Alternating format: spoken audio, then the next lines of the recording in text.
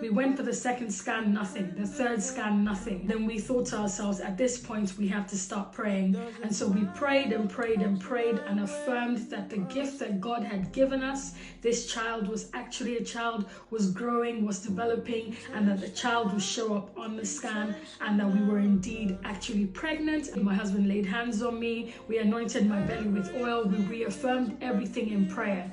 And they overcame him by the blood of the Lamb and by the word of their testimony. I was walking one day with my husband and I started to feel cramping, and the cramping had been a recurrent episode of cramping. This wasn't the first time I was feeling that.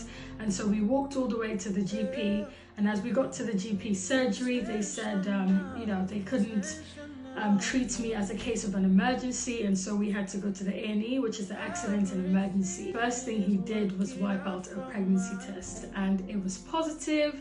And he then went on to ask me a bit more about other symptoms, which is a bit of spotting, bleeding. It doesn't look like this pregnancy is viable. And then the fourth scan, all of a sudden, with excitement, the sonographer said to me, there is a heartbeat. So we went from absolutely nothing showing for 3 weeks in a row to a pregnancy dated 7 weeks. Praise God.